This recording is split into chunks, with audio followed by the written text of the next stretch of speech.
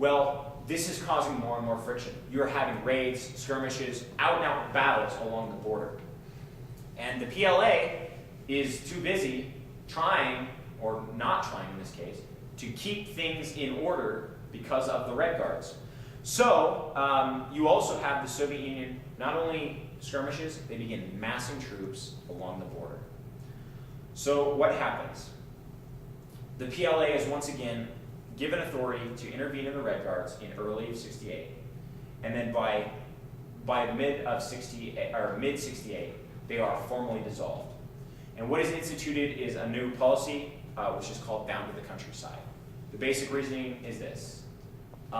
Most of you students came from the cities and the universities, and you have let yourself go wild because you don't understand what's really going on with socialism. So we are encouraging you to go to the countryside to live like peasants and understand what that sort of life is. And it should be said, many thousands, tens of thousands of people took up that call as their final call for the Cultural Revolution to put it to an end, to become rusticized, the core being rustic, countryside. But also, plenty of them didn't. And literally, they were fighting it out with the army, these student groups, as late as 68 in Beijing. And plenty of these people were just forced to the countryside because that's where they could be the least dangerous. So, when does the Cultural Revolution end? Well, we're certainly coming up on it. The Red Guards are disbanded, the worker collectives are generally disbanded, and production is resumed in order to defend the People's Republic of China against the Soviet Union. So, Lin Biao, who is the head of the PLA, begins linking his name to Mao. And in fact, he becomes the vice chair, I believe. So that if Mao died, Lin Biao became the chairman of the Communist Party and essentially the de facto leader of China. Well, what happened is Chen Boda, who was, again, one of the founding members of the Cultural Revolution Study Group, he gives this wonderful, effusive speech about how great Mao is, and Mao's a genius, and also, wouldn't it be great if I also became the state president?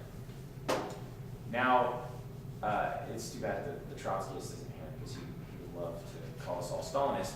But generally speaking, the best way you can possibly get in trouble with a Stalinist is to ask for privilege. Mao was not pleased with this. And in fact, he issued an entire countrywide campaign about people invoking the name of revolution, socialism, and Mao as liars and deceivers who are just trying to climb the party ranks. So Chen Boda is out. Well, Lin Biao is constantly asking for promotions. He's asking for promotions, for accolades, etc. Mao becomes very suspicious of him, even though he has been a very close friend and comrade through all of this. Well, ultimately, Lin Biao was connected to several attempts on Mao's life. Whether or not he actually had any knowledge is not clear. What is clear is his son,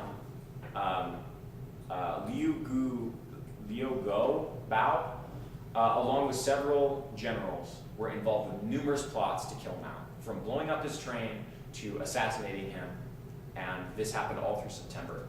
Well, this was revealed. Lin Biao flees the People's Republic of China towards the Soviet Union, and this is in 71. His plane crashes in Mongolia, all are killed.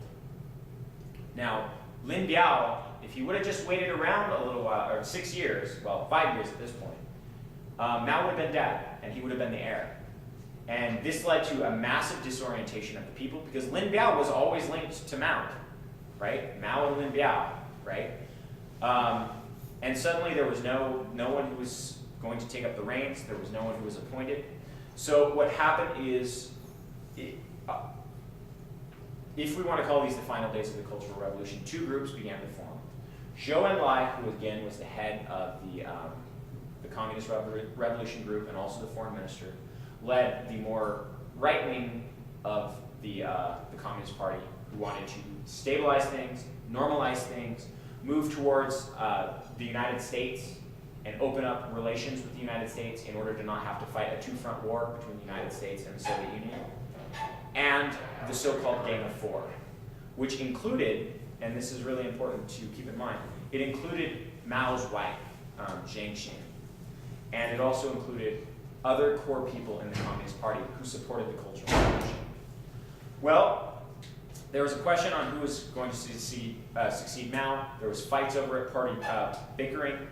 Mao, generally speaking, didn't get involved. He tried to mediate between the two groups, and then finally he appointed Hua Guofeng, who was basically this nobody who wasn't involved with either of the two groups, and basically no one really trusted this guy.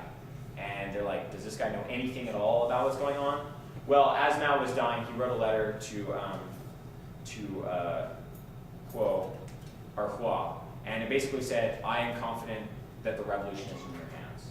And this letter written by Mao, who was dying, was taken as legitimation that yes, in fact, no, Mao wasn't just crazy and delirious. He really did want this guy.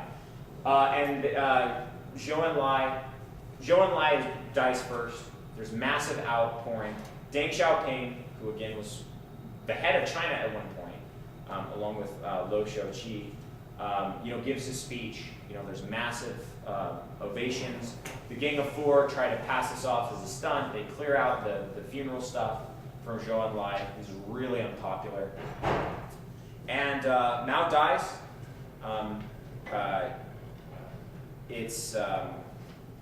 Hua. I should really know his first name. He's kind of an important figure. Hua Guofeng ultimately becomes the head.